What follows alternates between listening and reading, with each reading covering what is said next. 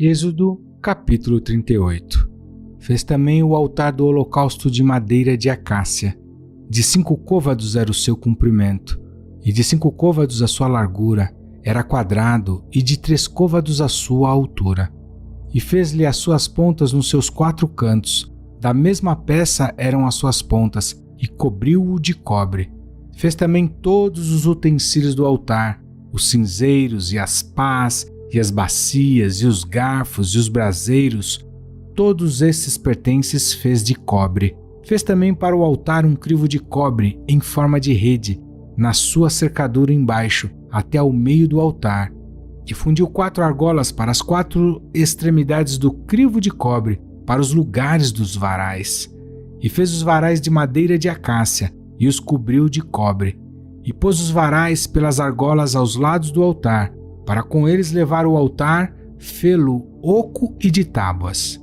Fez também a pia de cobre com a sua base de cobre, dos espelhos das mulheres que se reuniam para servir à porta da tenda da congregação. Fez também o pátio do lado meridional. As cortinas do pátio eram de linho fino torcido, de 100 côvados. As suas 20 colunas e as suas 20 bases eram de cobre.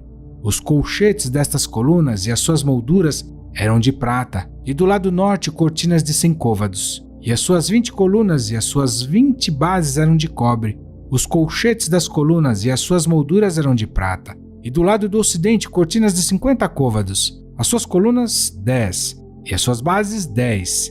E os colchetes das colunas e as suas molduras eram de prata.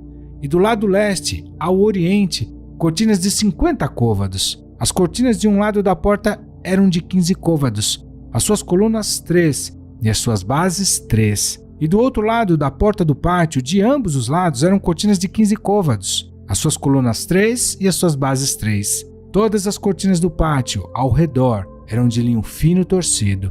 E as bases das colunas eram de cobre. E os colchetes das colunas e as suas molduras eram de prata. E o revestimento dos seus capitéis era de prata. E todas as colunas do pátio eram cingidas de prata.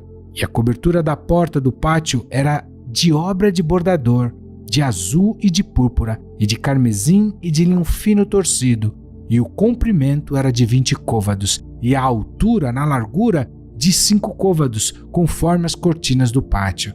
E as suas 4 colunas e as suas 4 bases eram de cobre, os seus colchetes de prata, e o revestimento dos seus capitéis e as suas molduras eram de prata, e todas as estacas do tabernáculo e do pátio ao redor eram de cobre. Esta é a enumeração das coisas usadas no tabernáculo, o tabernáculo do testemunho, que por ordem de Moisés foram contadas para o ministério dos levitas, por intermédio de Itamar, filho de Arão, o sacerdote. Fez, pois, Bezalel, o filho de Uri, filho de Ur, da tribo de Judá, tudo quanto o Senhor tinha ordenado a Moisés.